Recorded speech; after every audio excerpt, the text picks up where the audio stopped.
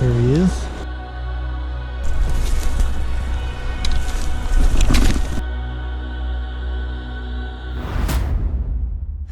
I've only made the journey to the western US a couple of times in my life, and only for visits to family or on sightseeing visits. When I started fly fishing a little less than a year ago, I always thought of that area as a different league, with electric blue streams falling from snow-covered peaks and carving their way through rolling valleys. I'm more used to the streams of the northeastern US that are often well stocked with government-raised fish and are so accessible that you could practically drive into your local river. And I love the rivers of the Northeast, but when I was invited on a trip to Yellowstone National Park to fly fish with my girlfriend's family, my stomach flipped a bit, and I wondered if I could make the grade. But of course, I gratefully accepted, and I waited the date anxiously. Our trip began as most do, at the crack of dawn to make our 6 a.m. flight. We traveled by plane for about 6 hours and went back in time 2 hours to touch down in Bozeman at just after 10 a.m.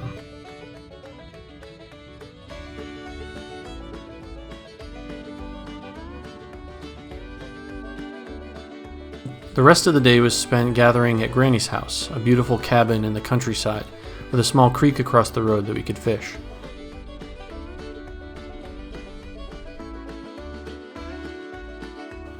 There I caught my first cutthroat trout, a beautiful gray and silvery fish with black spots gathering around its tail and the characteristic flash of orange tucked under its gills.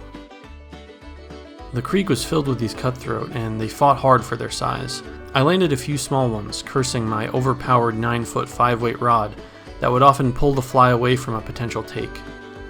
When we called off fishing for the day, I had a feeling I had a lot more to learn. That night was another first for me as we stopped by the rodeo in Livingston. It was the 4th of July and they went all out, with bulls and horses bucking like mad, plenty of fried food to eat, and all the cold beer you needed.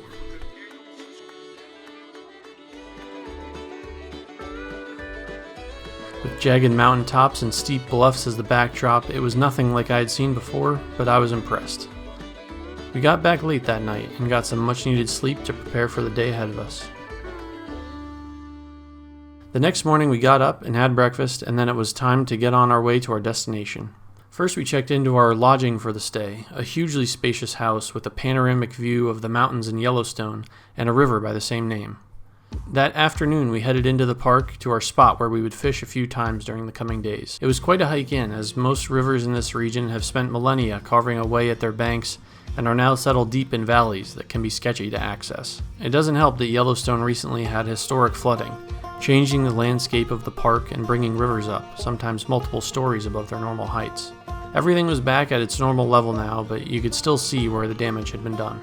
The river wasn't too wide, but the water rushed by in huge angry torrents of white water and waves that crashed like oceans against the bank.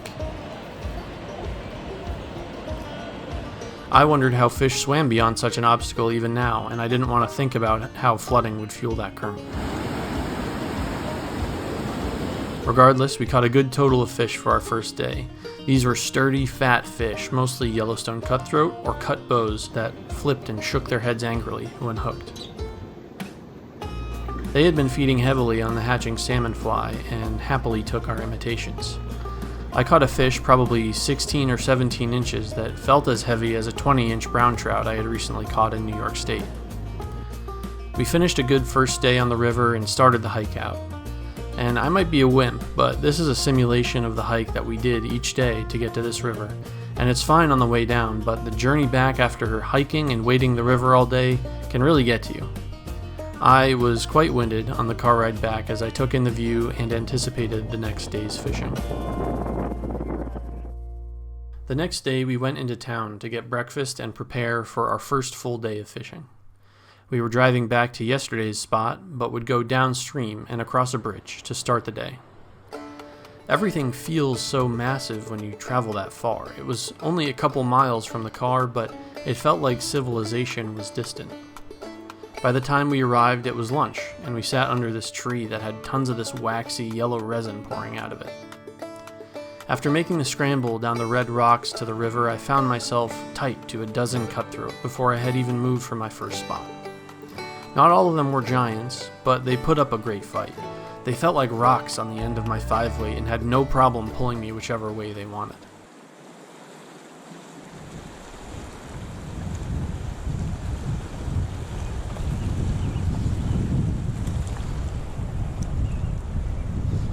Number 9.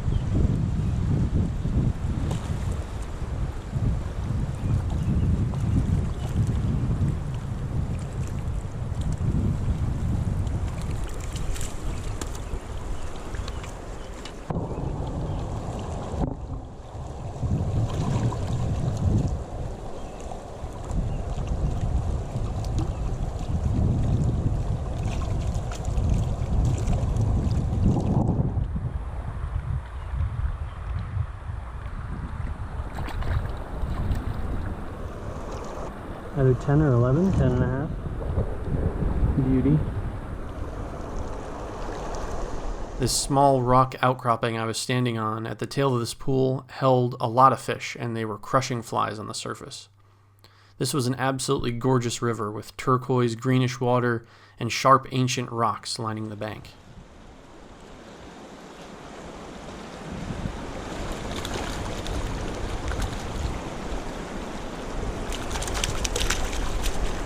Another little cutie.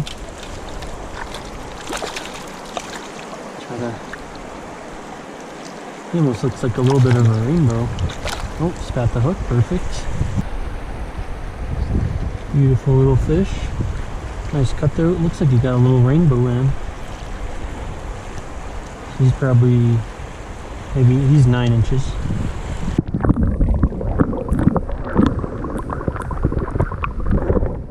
The banks were also covered with evidence of bison herds. They clear huge pads of dusty soil to roll in, and they scrape the bark off of trees. We would often walk through these spots on our hikes, and I was surprised we didn't see any in person until later in the trip.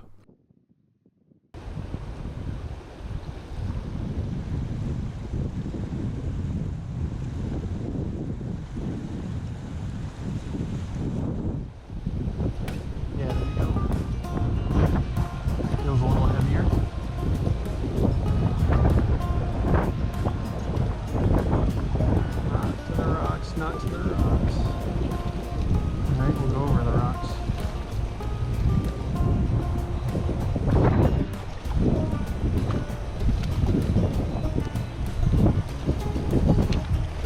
Nice. Nice little cut through. We gulped it. There we go. Probably 9 or 10.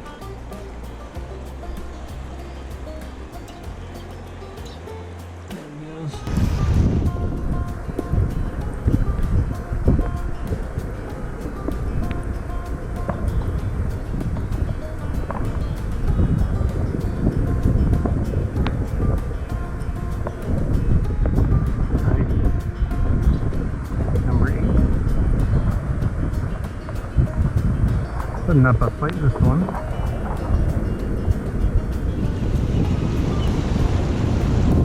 Ooh, that's a longer fish.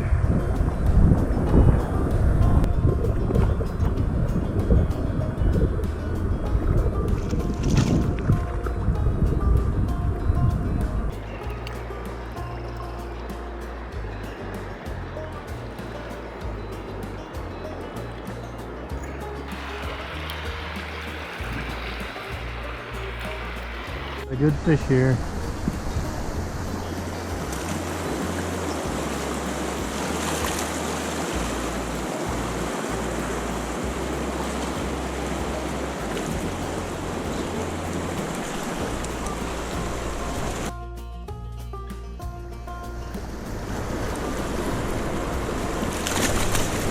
Nice.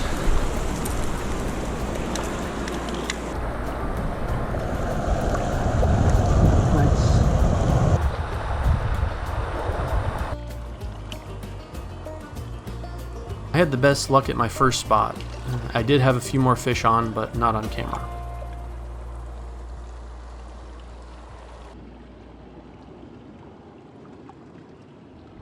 As we finished, we made the hike back up the hill into our car so we would be home in time for dinner. The day ended with everyone gathered on the deck, with wine, cheese, and crackers, while watching the sun fade on the hills.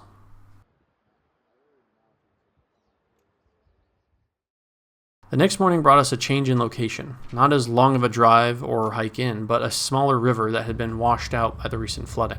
This area felt much more arid, with dry and crumbling soil that kicked up dust as we walked. After meeting a big bull snake on our way, we got to the river and started poking around the pocket water. I landed a couple of fish off camera, but I really didn't have much success. I did find the remains of an old car or wagon or something that had been drying here in the sun for what I can only assume has been decades. The desert takes no prisoners and will dry you up and whisk away your dust if you're not careful. This also was a gorgeous river, and I was a little surprised at how slow the fishing was. The size and pocket water of the stream was much more familiar to me, but it yielded no more results. Those in our party who knew the water said it was almost like a young river again, with new pockets and less deep pools to hold bigger fish. An indicator of how much the stream had changed was our path. If you weren't looking far enough ahead of you, you'd walk right off a cliff where the bank had been cut away by the flooding. The bushes that rose above my eye level and the bones scattered between them was a reminder that we were in bear country. If you listened close, you could hear the person upstream of you calling out, "Hey bear," as they made their way. We packed up around lunch and headed out, as this was only our first spot of the day and we were going to try a new location that afternoon. We made another hike in and started working this new area. I decided to take a long walk upstream to avoid a cliff in the river and found myself looking down on an old eagle's nest, which is a bit of a stomach turner. The hike was through a pass, surrounded by massive mountains where you could see old paths and the striations in the rock made millions of years ago. This water was a lot bigger, and I was a bit more successful at getting a few fish in the net. Eventually, we worked far enough upstream where we got cliffed out. It had gotten late enough that we called it a day and declared we would return a couple of days later. A big outing was on the agenda the following morning. The whole group was doing a hike in the park and spending a day at a campsite. The journey in was about 3 miles, and I felt a bit guilty to have ended up carrying only a case with a couple of fly rods in it. This was a long, hot walk through the plains, but it's only out there you feel most connected to the land. I kept looking at these plains and the hills and thinking of the indigenous people and animals who traveled and thrived on this land every day, and the colonizers who were crazy enough to try getting wagons and carriages over these mountains. Our presence here was not even a heartbeat in this land's history. The noise of our travel woke a bison who was bedded down by the river. He stood up and addressed us, and I learned that bison aren't happy to see you when they wag their tail. I think he's about to jump. Oh, he's standing up. Everybody's... They don't wag their tails like dogs, like happy wag. We had a varying level of caution about this fact. The more experienced among us were not afraid to take a photo. Our destination was beautiful and worth the hike, with deep gray sand on the beach and the frigid turquoise water of 2 rivers becoming one downstream of us. Unfortunately, this was our slowest fishing day yet. We were fishing in peak sunlight and the going upstream was not exactly easy. I ended up with one tiny fish who grabbed a fly nearly his own size, and maybe another, but I didn't get him on camera. The only thing that was memorable to me was finding a pile of elk bones that had been washed ashore and still had the hooves attached. One thing that became very real out here was the risk of dehydration. Earlier in the trip, we bought bigger water bottles as I brought only a tiny one, and thank God we did. I think I would have been seriously in danger without that extra water. Throughout each day, I would find myself budgeting my water and trying to estimate what I would need to get me through the hike home. I could have probably had 2 bottles, drank both of them, and still wanted more at the end of the day. The elevation, heat, and constant waiting or hiking required some acclimation on my part. After many fruitless casts here, we started our 3-mile return hike through the plains. I was grateful for my fishing pants that protected my legs from the constantly abrasive sagebrush, but I did miss the ventilation offered by shorts. You can't win them all, I guess. I will say I was never so happy to see a car in my entire life. Driving out of the park is so incredible, yet it makes me feel so small. Passing by is millions of years of geological history, standing stoically as you and all the other minuscule tourists like you wind like ants back to your beds. The story of this land is told in a scale beyond human life. If the land could tell its story, no human would live long enough to reach the end of the first page.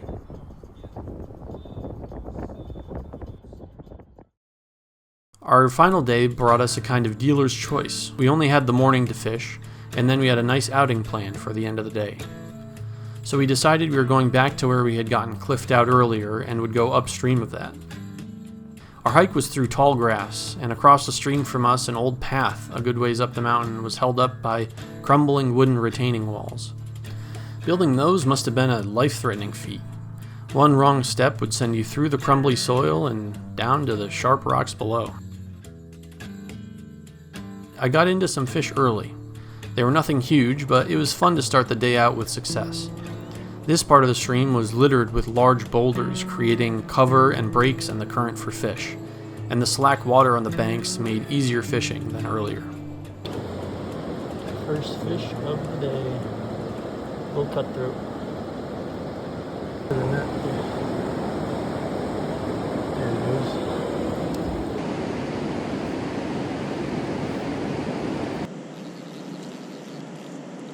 He's pissed off. Come here, buddy, I'll let you go. Nice. That's a decent fish. Oh my God, what did you just do? Jesus Christ.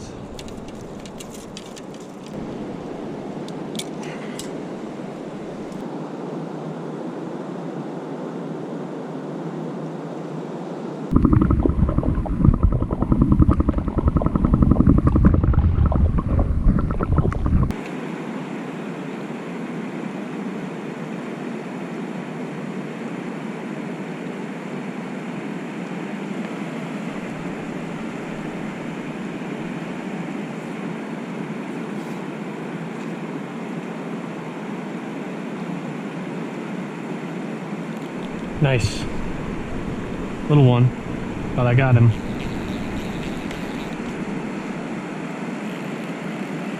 Definitely did not need to put this guy on the reel, but I'm going to.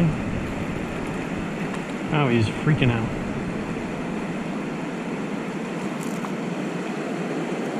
What are you?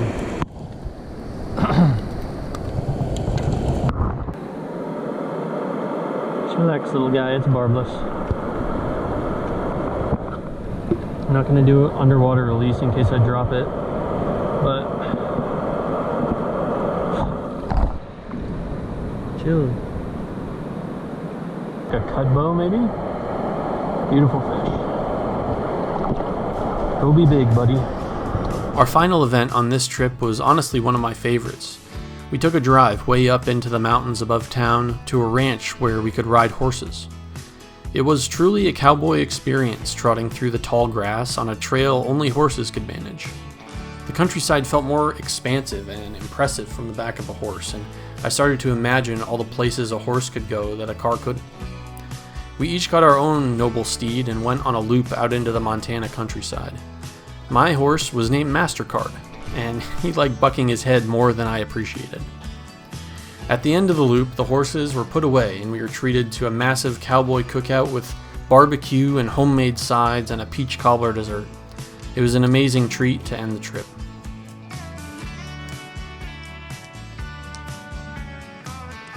On our way to the airport and out of the rental, we were greeted by a pair of elk playing in the yard.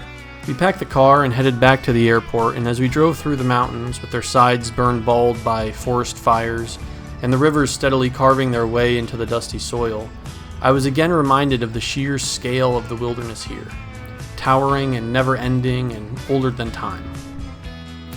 And as the plane climbed higher and the sharp mountains melted into the ground below us, I kind of felt like I was leaving another planet, and I knew I would miss it. I was sure I would enjoy this trip when we started, but I felt like I was coming home a new angler.